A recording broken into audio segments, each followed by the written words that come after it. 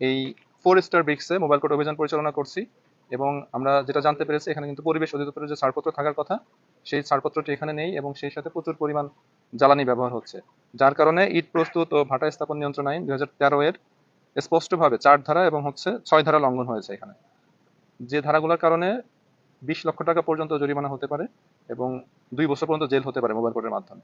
তো এখানকার যিনি এখলাসুর রহমান স্বীকার করেছেন যে ওনারা এই অবৈধ ভাটায় কাজ করার কারণে আইনের লঙ্ঘন করেছেন এবং এই কারণে ওনাকে 10,000 টাকা অর্থদণ্ড প্রদান করা হয়েছে এবং অনাদায়ে 15 দিনের বিনাশ্রম কারাদণ্ড।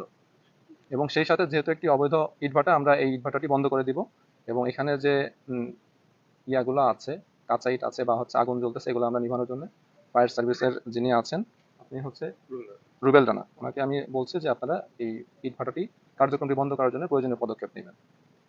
আমরা যেমনটি দেখেছি যে ইট ভাটা যদি আপনারা প্রথমেই চালু না করতে দিতেন তাহলে তো আজকে এই অবস্থায় আসতো না। আসলে প্রথমেই কেন আপনারা চালু করতে দিলেন আবার এখন বা অভিযান পরিচালনা করছেন? আমরা কিন্তু কাউকে বলি নাই যে আপনারা ইট ভাটা চালু করেন, যেহেতু এটা পরিবেশ অধিদপ্তর থেকে ছাড়পত্র দেওয়াই হয় নাই এবং এটা পরিবেশ অধিদপ্তরের এখতিয়ার। আমরা এর আগেও জরিমানা করেছি, অর্থদণ্ড দিয়েছে, সবাইকে সতর্ক করা হয়েছে বিভিন্নভাবে, কিন্তু তারা তারপরও সতর্ক হয় নাই। এরপরও গত প্রায় 13 বছর নাকি 11 বছর ধরে কিন্তু পরিবেশ অধিদপ্তরের ছাড়পত্র ওনারা পাচ্ছে না। এই অবৈধভাবে ছাড়পত্র ছাড়াই কিন্তু ইটভাটা চলমান রেখেছে এবং চলছে। আমরা চাচ্ছি সরকারের যে নির্দেশ আছে সেই নির্দেশ বাস্তবায়ন করতে সারা দেশে যে কার্যক্রম চলছে তারই অংশ হিসেবে গাংনী উপজেলায়ও আমরা বিভিন্ন যে ইটভাটা আছে সেখানে অভিযান কার্যক্রম পরিচালনা করছি এবং এই অভিযান অব্যাহত থাকবে। যেহেতু অবৈধ স্থাপনা, সেক্ষেত্রে আপনার ভ্যাট ট্যাক্স কাস্টম অফিস তো প্রতিনিয়তই নিয়ে যাচ্ছে। ভ্যাট ট্যাক্স কাস্টম অফিসের এই বিষয়টা মনে হয় ওনাদের সাথে কথা বললে আপনাদের ভালো হবে যে অবৈধ স্থাপনা থেকে ওনারা কেন ভ্যাট ট্যাক্স গ্রহণ করছে।